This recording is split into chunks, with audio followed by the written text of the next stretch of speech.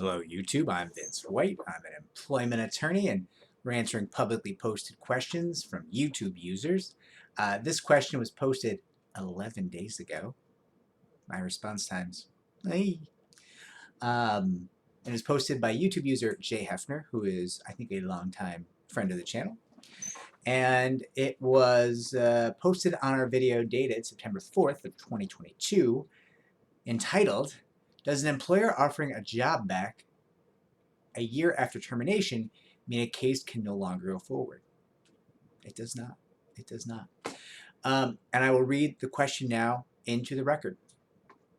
Jay Hefner asks, if an employer is not honoring a doctor's note and makes statements like anybody can get a doctor's note to the employee who is submitting the note, and if the medical condition, which is also a disability and also something covered by, and the medical condition is also a disability, which is also covered by FMLA, and during the interactive process, and I'm messing this up here, I'm truncating it a bit, that's why it's a little broken up. During the interactive process, the employee has been given an ultimatum to work, forced overtime, and finish 100% work assigned to get a partial accommodation, which is not the company protocol. 80% is the company standard in this department. Is there anything they can file if the reasonable accommodation is on week 6 trial, but limited to higher expectations? Also, comments have been made by managers that they don't want to give this person favoritism. Also note that this person's note states that they should work no longer than 40 hours a week, and the overtime in the department is not scheduled and not work emergency, but part of an incentive program. Okay.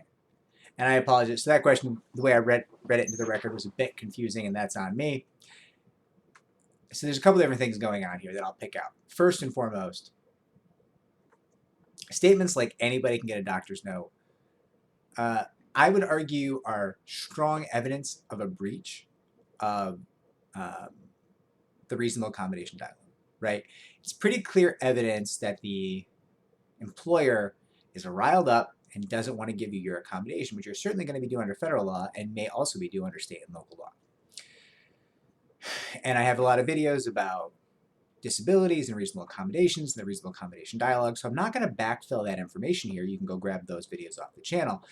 But what I will say is, the minute I see a statement like anybody can get a doctor's note, or later in the question, you've got a manager saying to the disabled person, I don't want to show you favoritism. Those are evidence of a failure under the law. Those are evidence of a claim, to my mind. Right? Often, a reasonable accommodation is going to look like favoritism, right? I'll give you an example. If you're a checkout person at a grocery store, which I know, Jay Hefner, you're not, but if you were, and you're doing it 8 hours a day, everyone wants a stool. I will tell you right now, everyone working a register would like to have a stool to sit on. I worked a register many, many moons ago in Circuit City, and listen, I was like 19 at the time. Young, strong like bull, right? I would love to sit down after an 8-hour shift, 10-hour shift. Would have loved to sit down, right?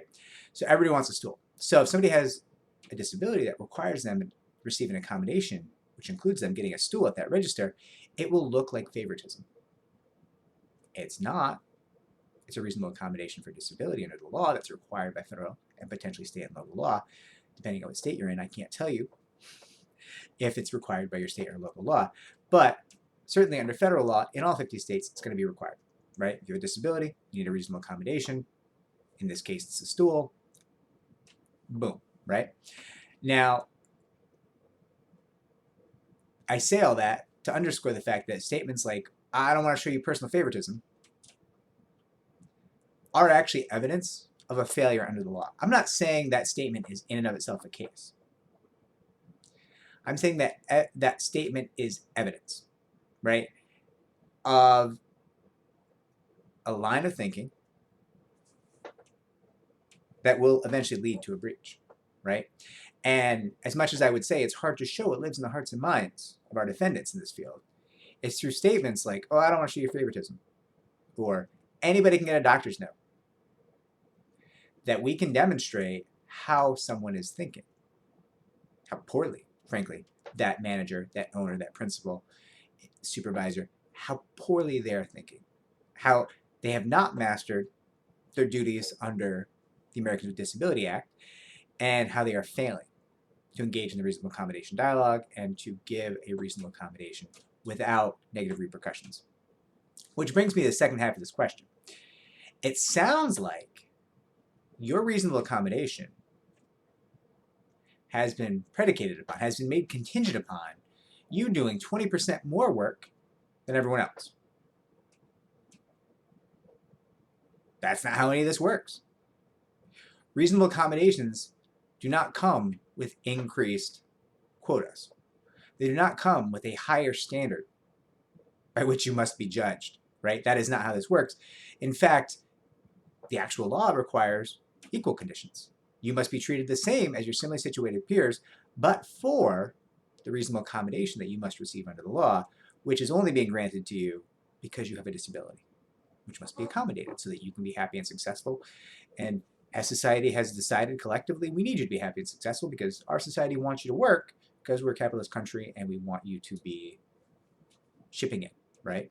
So society as a whole has decided your employer must accommodate you so that you can pay taxes. They want you to earn money so you can pay taxes so they can start wars with your money. Now, my politics are coming out. I'll wind it back a bit. I apologize. Now, everything you're saying here, and we had a bit of an exchange, and I had said, I'll read what I had said to Jay Hefner 11 days ago. Hey, I'm not certain I fully understand, but it sounds like two things are happening. One, an accommodation is not being respected. Two, performance metrics are being used against someone who requires a reasonable accommodation. It is possible for either of those things to potentially give rise to a claim. And Jay Hefner kind of went on. He's like, oh, there's multiple issues here. I'll try to think of a better way to say it. I think you did a great job. I failed you in terms of reading into the record. So I still feel that way, right? The metrics are being used against somebody because they have a reasonable accommodation.